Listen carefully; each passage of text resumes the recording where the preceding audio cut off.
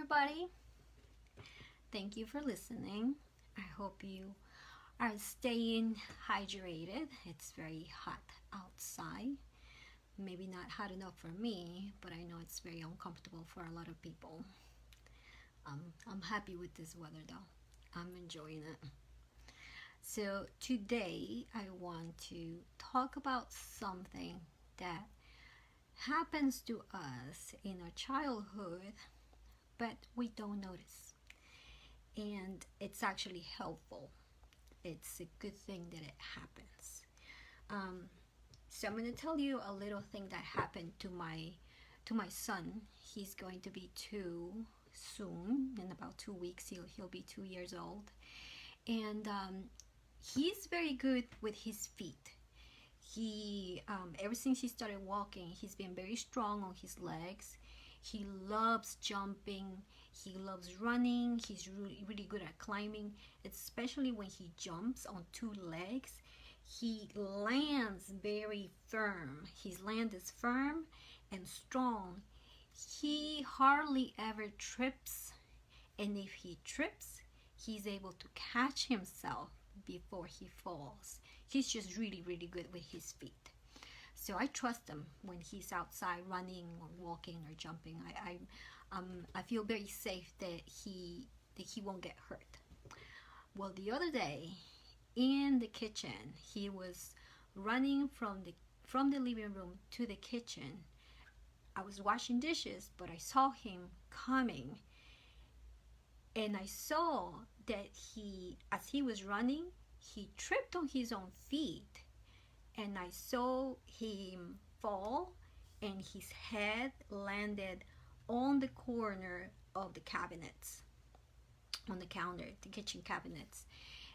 I saw it. I saw the whole thing happening, and of course, it was on the corner, so I knew that is very painful. It looked painful from where I was. He cried. I went and grabbed him right away, and my first reaction is always to bring him to water and put some water on where the pain is. It's something that I learned from my mother, and I actually feel that it's very comforting. And water, for me, water is life. It represents life and healing. So water is my first medicine I go to for something like this. So I took him to the sink and I put water in him, and I was surprised that I saw a line on his forehead. It didn't break. The skin did not break, even though it was on the corner of the furniture. It did not break, and there was no blood, and it was black, kind of like a black and blue, like getting red, a lining here he had. But at that moment that I was taking care of him, he was crying. He was in pain.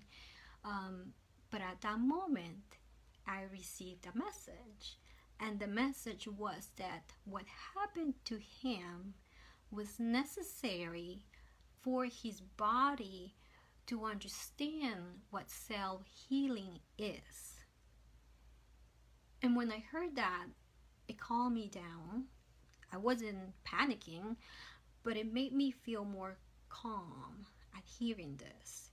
And the understanding brought that message, but also that understanding of, oh, I get it. We all have that self-healing inside, and somehow it needs to be ignited.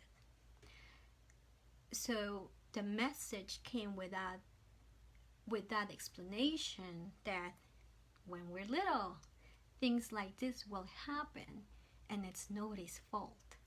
It's nobody's fault, and it's part of just igniting our self-healing and our body becoming more wise at reacting and getting all the cells together for the purpose of taking care of the human.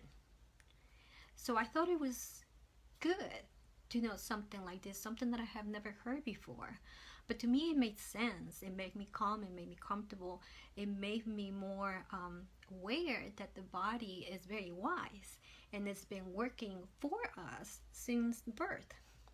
The way we develop it's just magnificent to me.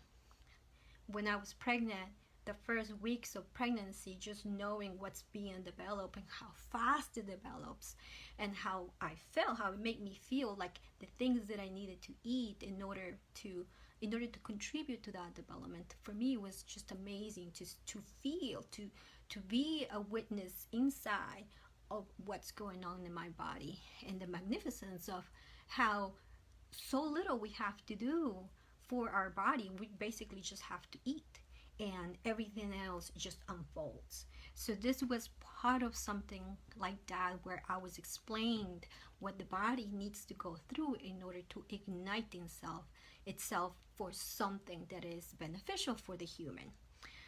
So it made me feel very good. And the next day, he didn't even have a bump, no black and blue, nothing.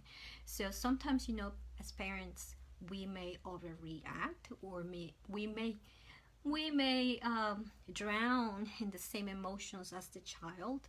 So I think meditation has been very helpful in that way, so that I'm just there for him as a witness, comfort him, go to him right away, and I act in a way that is, that he feels safe, that I'm around, somebody's around for him, taking care of him. So I act in that way, but it was very good to receive that kind of information. So I want to tell you that story to tell you the next story, because when I was doing a reading for a girl, so this that was after the episode with my son. But when I was doing that reading, I was told to give this information to her. And this is something that I just revealed to my husband, nobody else. I didn't have a chance, and it wasn't needed. But for her, she needed to hear it, because what she was going through in her life was a transformation.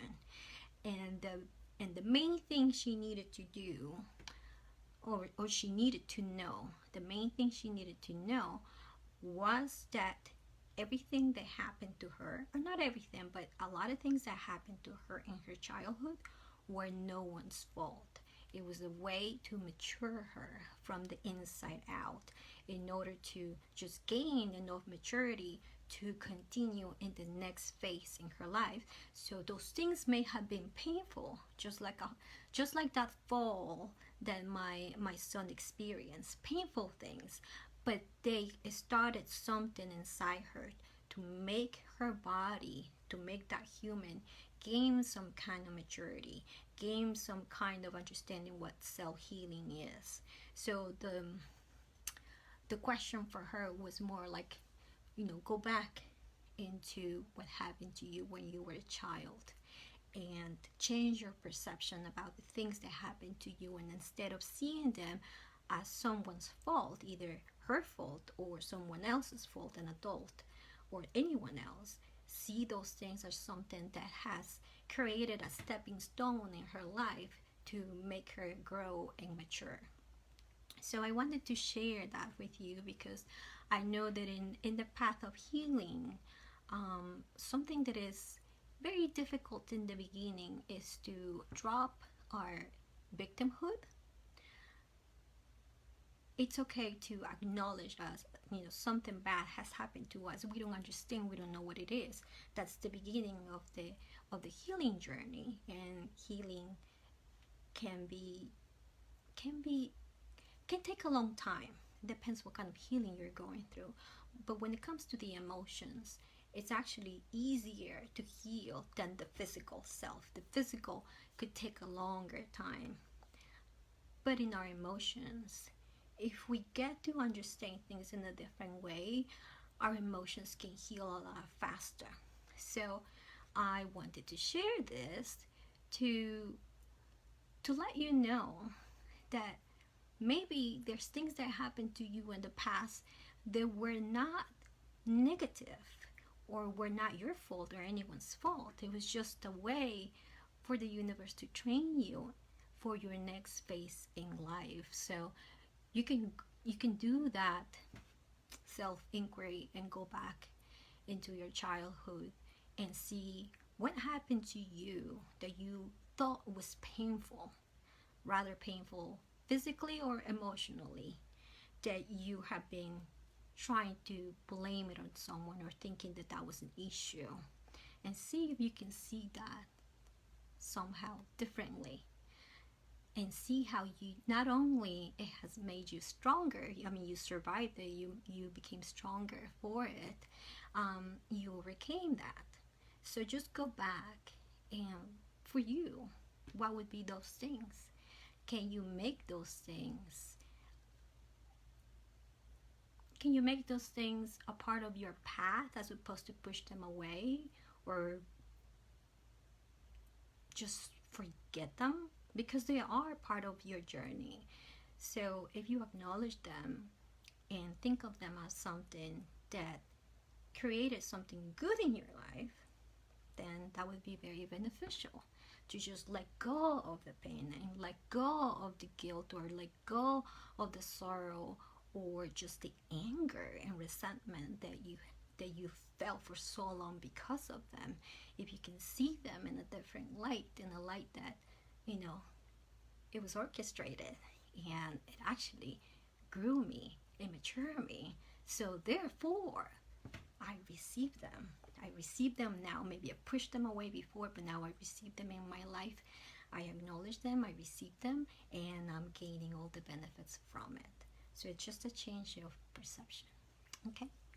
All right, well, thank you for listening. And this week, we're going to have a meeting, our Zoom meeting on Friday. So I'll schedule it for Friday at 5:30. I hope you can join us. Thank you so much. All right, bye-bye.